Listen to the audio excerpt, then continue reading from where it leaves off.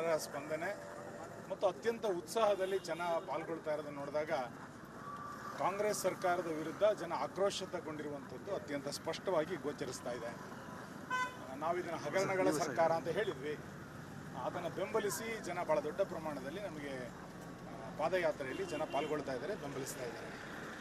ಈಗ ಮೂಡ ವಿಚಾರವಾಗಿ ಪಾದಯಾತ್ರೆ ಕಾಂಗ್ರೆಸ್ ನಾಯಕರಲ್ಲಿ ಕಂಪನ ಶುರುವಾಗಿದೆಯಾ? ಯಾಕೆಂತಂದರೆ ಒಬ್ಬೊಬ್ಬರ ಸಚಿವರ ವಿರುದ್ಧ ಈಗ ಹಗರಣಗಳು ಅದು ಆರೋಪಗಳನ್ನು ಮಾಡಿ ಈಗ ತನಿಖೆ ಮುಂದಾಗ್ತಾ ಇರ್ತಕ್ಕಂಥದ್ದು. ಅದರಲ್ಲಿ ಈಗ ತಮ್ಮ ವಿರುದ್ಧನೂ ಕೂಡ ತಮ್ಮನ್ನು ಕೂಡ ಸಿಲುಕಿಸುವಂಥ ಷಡ್ಯಂತ್ರಗಳು ನಡೆದಿದೆ ಸರ್ಕಾರದ. ಯಾಕೆಂದರೆ ಈಗ ಪರಶುರಾಮ ಥೀಮ್ ಪಾರ್ಕ್ ವಿಚಾರವಾಗಿ ಈಗ ತನಿಖೆಯನ್ನು ಶುರು ಮಾಡಿರ್ತಕ್ಕಂಥದ್ದು. ಈಗ ಪರಶುರಾಮ್ ಥೀಮ್ ಪಾರ್ಕಿಗೆ ಸಂಬಂಧಪಟ್ಟಂತೆ ನಾನು ಸರ್ಕಾರದ ಮೊದಲ ದಿನವೇ ಹೇಳಿದ್ದೆ, ಗುಣಮಟ್ಟದಲ್ಲಿ ವ್ಯತ್ಯಾಸ ಆಗಿದ್ದರೆ ತನಿಖೆ ಮಾಡಿ, ನಿಮಗೆ ಯಾವ ರೂಪದಲ್ಲಿ ಬೇಕಾದರೂ ತನಿಖೆ ಮಾಡಿ. ಎರಡನೇದು, BJP ಸರ್ಕಾರದ ಕಾಲದಲ್ಲಿ ಮಂಜೂರಾತಿ ಆಗಿದ್ದಂಥ ಹಣವನ್ನು ಬಿಡುಗಡೆ ಮಾಡಿ. ಮೂರನೇದು, ತಕ್ಷಣ ಕಾಮಗಾರಿಯನ್ನು ಮುಗಿಸಿ ಪ್ರವಾಸೋದ್ಯಮಕ್ಕೆ ಅದು ಸಿದ್ಧಗೊಳ್ಳಲಿ ಎನ್ನುವಂಥ ಸಂಗತಿಯನ್ನು ನಾನು ಅವತ್ತಿಂದಲೂ ಹೇಳ್ತಾ ಇದ್ದೀನಿ, ಇವತ್ತು ಕೂಡ ಹೇಳ್ತಾ ಇದ್ದೀನಿ. ಆದರೆ ಇದು ಯಾವುದನ್ನೂ ಮಾಡದೆ ಸ್ಥಳೀಯ ಕಾಂಗ್ರೆಸ್ಸಿಗರು ಕಾಂಗ್ರೆಸ್ಸಿನ ಕೈಗೊಂಬೆಯಂತೆ ಪೊಲೀಸ್ ಇಲಾಖೆಯ ವರ್ತನೆಗಳು, ಕಲಾವಿದನಿಗೆ ಅನಗತ್ಯವಾದಂಥ ಕಿರುಕುಳವನ್ನು ಕೊಡ್ತಾ ಇರುವಂಥದ್ದು, ಯಾವುದೇ ನೋಟಿಸನ್ನು ಕೊಡದೆ ರಾತ್ರೋರಾತ್ರಿ ಕಲಾವಿದನ ಗ್ಯಾರೇಜಿಗೆ ನುಗ್ಗಿರುವಂಥದ್ದು, ಇದೆಲ್ಲದೂ ಕೂಡ ಅಧಿಕಾರದ ದುರುಪಯೋಗ ಎಷ್ಟು ದೊಡ್ಡ ಪ್ರಮಾಣದಲ್ಲಿ ಕರ್ನಾಟಕದಲ್ಲಿ ಆಗ್ತಾ ಇದೆ ಅನ್ನುವಂಥದ್ದು ಸ್ಪಷ್ಟ. ಕಾಮಗಾರಿಯನ್ನು ತಯಾರಿಲ್ಲ, ಹಣ ಬಿಡುಗಡೆ ಮಾಡಲಿಕ್ಕೂ ತಯಾರಿಲ್ಲ, ತನಿಖೆ ಮುಂದುವರಿಸಕ್ಕೂ ತಯಾರಿಲ್ಲ.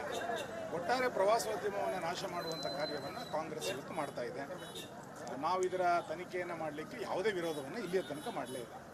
ಪೊಲೀಸರು ತನಿಖೆಗೆ ಹೋದಂಥ ಸಂದರ್ಭದಲ್ಲಿ ಆ ಕಲಾವಿದ ಅಂತ ಏನು ಹೇಳಿದಿರ್ತಾವು, ಆ ಗೋಡನ್ಗೆ ಹೋದಂಥ ಸಂದರ್ಭದಲ್ಲಿ ಕಾಂಗ್ರೆಸ್ ಮುಖಂಡನು ಕೂಡ ಪೊಲೀಸರ ಜೊತೆ ಹೋಗಿದ್ದು ಅಂತಂದೇಳಿ. ಅಲ್ಲ, ಕಾಂಗ್ರೆಸ್ ಮುಖಂಡನ ಕಾರ್ನಲ್ಲೇ ಬಂದಿರೋದು ಗೋಚರಿಸ್ತಾ ಇದೆ. ಅಂದರೆ ಪೊಲೀಸ್ ಇಲಾಖೆ ಕಾಕಿ ಬಟ್ಟೆಯನ್ನು ತೊಡ್ಕೊಂಡು ಬದಲು ಕಾಂಗ್ರೆಸ್ಸಿನ ಶಾಲನ್ನು ಹಾಕ್ಕೊಳ್ಳುವಂಥದ್ದು ಅಗತ್ಯ ಅಂತ ಅನಿಸುತ್ತೆ ನನಗೆ. ಆ ರೀತಿಯಾದಂಥ ವಾತಾವರಣ ಇವತ್ತು ಕರ್ನಾಟಕದಲ್ಲಿ ನಿರ್ಮಾಣ ಆಗಿದೆ. ಒಂದು ನಾಚಿಕೆಗೇಡಿನ ಸಂಗತಿ, ಕಾಂಗ್ರೆಸ್ಸಿನ ಕೈಗೊಂಬೆಯಂತೆ ಕಾಕಿ ವರ್ತನೆಯನ್ನು ಮಾಡ್ತಾ ಇರುವಂಥದ್ದನ್ನು ಜನ ಗಮನಿಸ್ತಾ ಇದ್ದಾರೆ. ಅಧಿಕಾರ ಶಾಶ್ವತ ಅಂತ ಅಂದ್ಕೊಂಡಿದ್ದಾರೆ. ಇದು ಯಾವುದೂ ಕೂಡ ಮುಂದಿನ ದಿನಗಳಲ್ಲಿ ಜನ ಸಹಿಸೋದಿಲ್ಲ. ಕಾರ್ಕಳದ ಜನ ಪ್ರಜ್ಞಾವಂತರಿದ್ದಾರೆ. ಯಾರು ಕಾಮಗಾರಿಗೆ ಅಡ್ಡಿ ಮಾಡ್ತಾ ಇದ್ದಾರೆ, ಪ್ರವಾಸೋದ್ಯಮವನ್ನು ನಾಶ ಮಾಡಲಿಕ್ಕೆ ಯಾರು ಕೆಲಸ ಮಾಡ್ತಾ ಇದ್ದಾರೆ ಅನ್ನುವಂಥದ್ದು ಇವತ್ತು ಜಗಜ್ಜಾಹೀರಾಗಿದೆ. ಟಾರ್ಗೆಟ್ ಆಗಿದ್ದಾರೆ ಮುಖ್ಯಮಂತ್ರಿ ಅವರು ಸಿದ್ದರಾಮಯ್ಯಗೆ. ನಾನೇನು ಅಪರಾಧಿ ಮಾಡಿಲ್ಲ, ನನ್ನ ಟಾರ್ಗೆಟ್ ಮಾಡಲಿಕ್ಕೆ. ಯಾವ ಸವಾಲನ್ನು ಎದುರಿಸಲಿಕ್ಕೂ ಕೂಡ ನಾನು ಸಿದ್ಧನಿದ್ದೇನೆ. ಕಾರ್ಕಳದ ಜನ ಅದಕ್ಕೆ ಸಿದ್ಧರಿದ್ದಾರೆ, ಕಾರ್ಯಕರ್ತರು ನನ್ನ ಜೊತೆಗಿದ್ದಾರೆ. ಈ ಜನರ ಸ್ಪಂದನೆ ಮತ್ತು ಅತ್ಯಂತ ಉತ್ಸಾಹದಲ್ಲಿ ಜನ ಪಾಲ್ಗೊಳ್ತಾ ಇರೋದನ್ನು ನೋಡಿದಾಗ ಕಾಂಗ್ರೆಸ್ ಸರ್ಕಾರದ ವಿರುದ್ಧ ಜನ ಆಕ್ರೋಶತಗೊಂಡಿರುವಂಥದ್ದು ಅತ್ಯಂತ ಸ್ಪಷ್ಟವಾಗಿ ಗೋಚರಿಸ್ತಾ ಇದೆ. ನಾವು ಇದನ್ನು ಹಗರಣಗಳ ಸರ್ಕಾರ ಅಂತ ಹೇಳಿದ್ವಿ.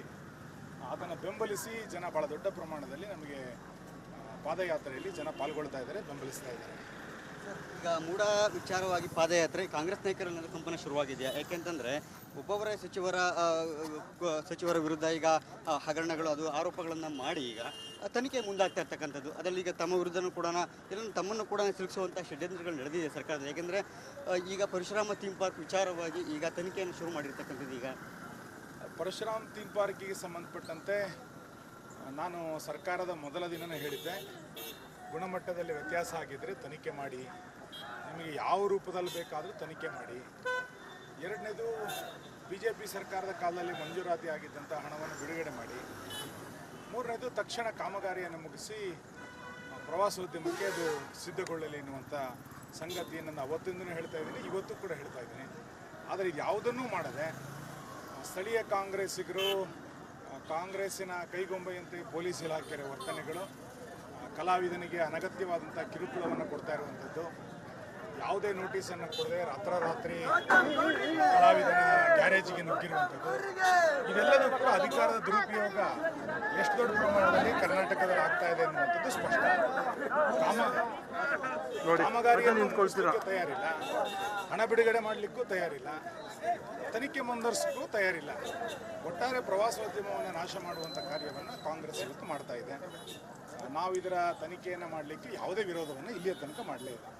ಪೊಲೀಸರು ತನಿಖೆಗೆ ಹೋದಂಥ ಸಂದರ್ಭದಲ್ಲಿ ಆ ಕಲಾವಿದ ಅಂತ ಏನು ಹೇಳಿದಿರ್ತಾವು, ಆ ಗೋಡನ್ಗೆ ಹೋದಂಥ ಸಂದರ್ಭದಲ್ಲಿ ಕಾಂಗ್ರೆಸ್ ಮುಖಂಡನು ಕೂಡ ಪೊಲೀಸರ ಜೊತೆ ಹೋಗಿದ್ದು ಅಂತಂದೇಳಿ.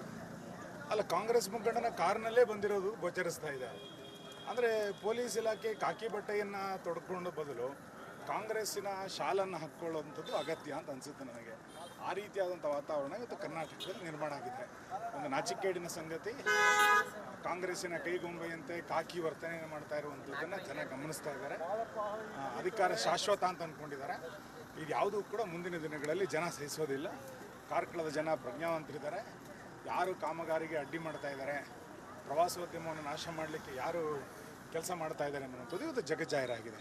ಕುಮಾರ್ ಟಾರ್ಗೆಟ್ ಆಗಿದ್ದಾರೆ ಮುಖ್ಯಮಂತ್ರಿ ಅವರು ಸಿದ್ದರಾಮಯ್ಯಗೆ. ನಾನೇನು ಅಪರಾಧಿ ಮಾಡಿಲ್ಲ, ನನ್ನ ಟಾರ್ಗೆಟ್ ಮಾಡಲಿಕ್ಕೆ. ಯಾವ ಸವಾಲನ್ನು ಎದುರಿಸಲಿಕ್ಕೂ ಕೂಡ ನಾನು ಸಿದ್ಧನಿದ್ದೇನೆ. ಕಾರ್ಕಳದ ಜನ ಅದಕ್ಕೆ ಸಿದ್ಧರಿದ್ದಾರೆ. ಕಾರ್ಯಕರ್ತರು ನನ್ನ ಜೊತೆಗಿದ್ದಾರೆ. ಈ ಜನರ ಸ್ಪಂದನೆ ಮತ್ತು ಅತ್ಯಂತ ಉತ್ಸಾಹದಲ್ಲಿ ಜನ ಪಾಲ್ಗೊಳ್ತಾ ಇರೋದನ್ನು ನೋಡಿದಾಗ ಕಾಂಗ್ರೆಸ್ ಸರ್ಕಾರದ ವಿರುದ್ಧ ಜನ ಆಕ್ರೋಶತಗೊಂಡಿರುವಂಥದ್ದು ಅತ್ಯಂತ ಸ್ಪಷ್ಟವಾಗಿ ಗೋಚರಿಸ್ತಾ ಇದೆ. ನಾವು ಇದನ್ನು ಹಗರಣಗಳ ಸರ್ಕಾರ ಅಂತ ಹೇಳಿದ್ವಿ. ಅದನ್ನು ಬೆಂಬಲಿಸಿ ಜನ ಭಾಳ ದೊಡ್ಡ ಪ್ರಮಾಣದಲ್ಲಿ ನಮಗೆ ಪಾದಯಾತ್ರೆಯಲ್ಲಿ ಜನ ಪಾಲ್ಗೊಳ್ತಾ ಇದ್ದಾರೆ, ಬೆಂಬಲಿಸ್ತಾ ಇದ್ದಾರೆ.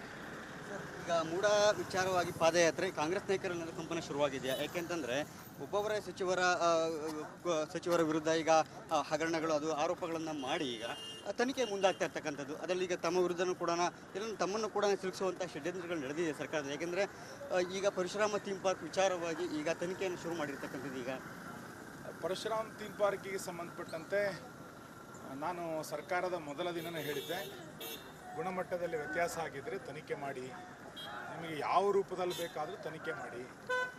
ಎರಡನೇದು, BJP ಸರ್ಕಾರದ ಕಾಲದಲ್ಲಿ ಮಂಜೂರಾತಿ ಆಗಿದ್ದಂಥ ಹಣವನ್ನು ಬಿಡುಗಡೆ ಮಾಡಿ. ಮೂರನೇದು, ತಕ್ಷಣ ಕಾಮಗಾರಿಯನ್ನು ಮುಗಿಸಿ ಪ್ರವಾಸೋದ್ಯಮಕ್ಕೆ ಅದು ಸಿದ್ಧಗೊಳ್ಳಲಿ ಎನ್ನುವಂಥ ಸಂಗತಿಯನ್ನು ನಾನು ಅವತ್ತಿಂದನೂ ಹೇಳ್ತಾ ಇದ್ದೀನಿ, ಇವತ್ತು ಕೂಡ ಹೇಳ್ತಾ ಇದ್ದೀನಿ.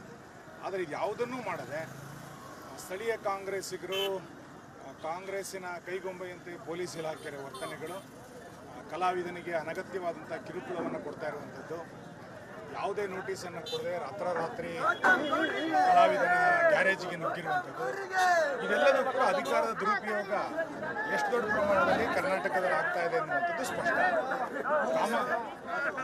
ಕಾಮಗಾರಿಯನ್ನು ಮುಗಿಸ್ಲಿಕ್ಕೆ ತಯಾರಿಲ್ಲ, ಹಣ ಬಿಡುಗಡೆ ಮಾಡಲಿಕ್ಕೂ ತಯಾರಿಲ್ಲ, ತನಿಖೆ ಮುಂದುವರಿಸಕ್ಕೂ ತಯಾರಿಲ್ಲ.